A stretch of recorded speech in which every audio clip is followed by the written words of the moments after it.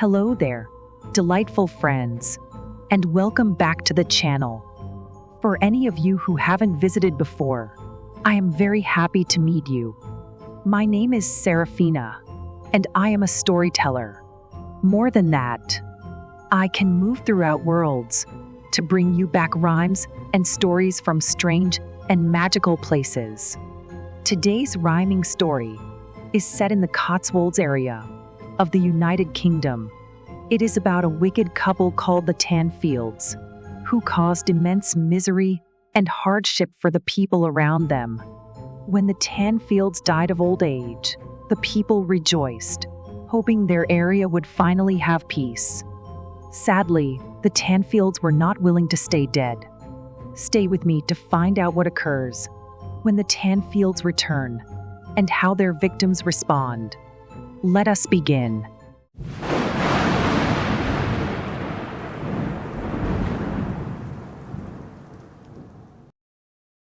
The Curse of the Tanfields. In Burford, in the fair and mellow Cotswolds, there lived a rich and envied family. Noble in purse and pocket, but not action. In fact, they behaved reprehensibly. They were vicious. They looked down on their neighbors, took service without payment, kidnapped, stole, and in all ways behaved in such a fashion that would see poor men hung upon a pole. At a crossroads, connections around England protected them from that dire consequence. In that knowledge, they'd race through town and country, crashing through stall and byre, field and fence. Their mode of travel was not only horses, but an enormous golden and black coach. No matter what destruction, they wrought with it. The Tanfields accepted no slight reproach. There were whispers that worse crimes were committed. In the dark, that their hands were steeped in blood, that they did foul rites in their deep sub-basement, and dumped dead bodies into the great flood of the swift windrush. No, it could not be proved.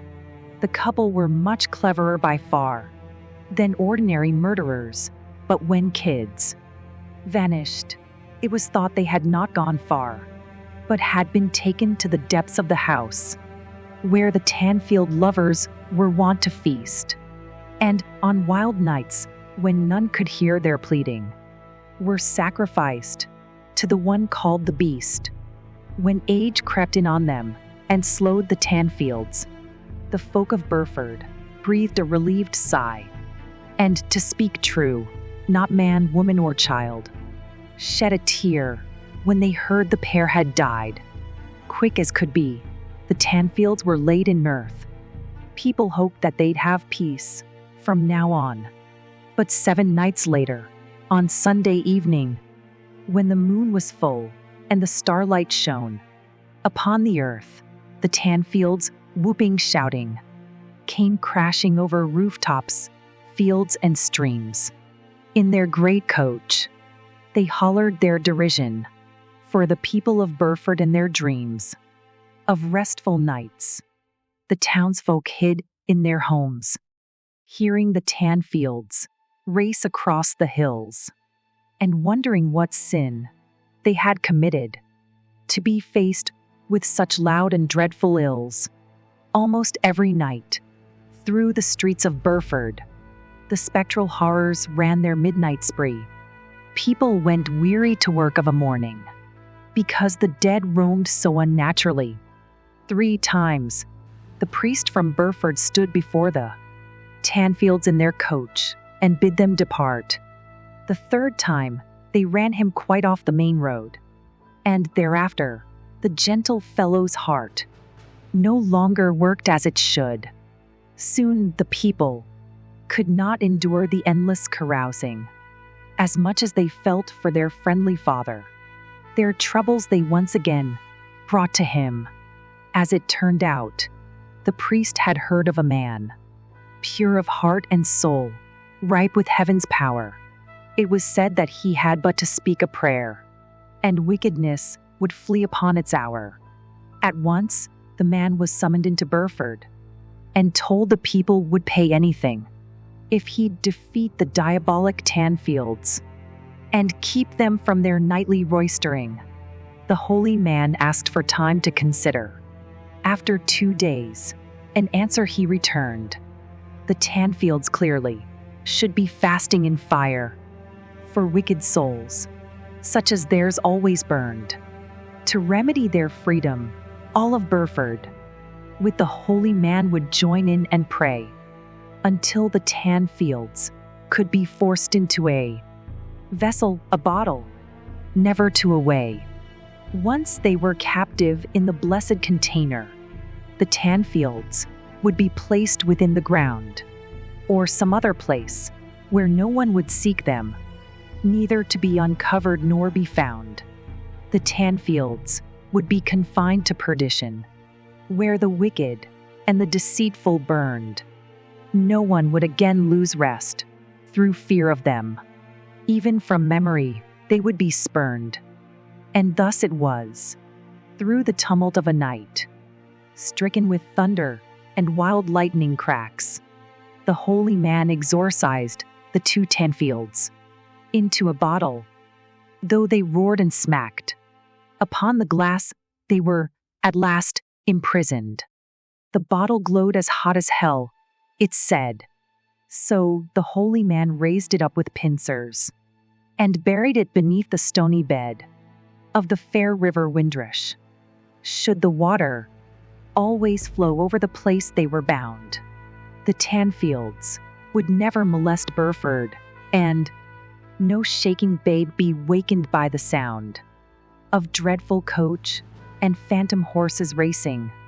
But should the swift Windrush ever run dry, the Tanfields might clamber up from Gehenna, where they had been confined in chains to fry. Then, once again, the town would be in danger, more so because the breed of holy men, close enough to God to restrain such evil, might not always be ready to aid them. What of the Windrush? Has it ever run dry? Not quite, but one sweltering summertime, the flow above the bottle's place grew sluggish and turned to puddles. We were saved that time by a young man who passed the bridge and thought he heard not only the hot water hissing, but yowls and cries of demonic laughter, as if of ghouls who'd a long time been missing their right to hunt on earth. White-cheeked and shaking, the boy raced back, the townsfolk all to warn. In less than half an hour, 20 strong men, a pump and bucket relay chain had formed.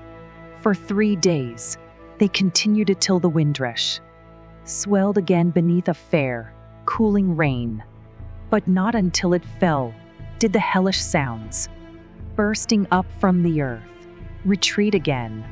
But still, the legend rings throughout the Cotswolds. Yes, Burford is a friendly place and fair, but always keep within your thoughts this warning. If you, one summertime, should travel there and find the stately Windrush slow to crawling, dry patches peering up from its deep bed, beware, for soon the Tanfields may come flying, bearing your doom from the realm of the dead. Subscribe to become a delicious darling. So, how did you like the poem? What would you do if you were out walking one night and saw a phantom carriage barreling down the road towards you? Would you run? Hide? Myself, I think I might faint dead away. As usual, please click like or follow, and also the notification bell. That way, you will not miss any future episodes. I had better run now. I have arranged to help at my local food bank, getting parcels ready for collection tomorrow. Luckily, a friend is giving me a lift, so I won't have to worry about being run over by any spectral vehicles.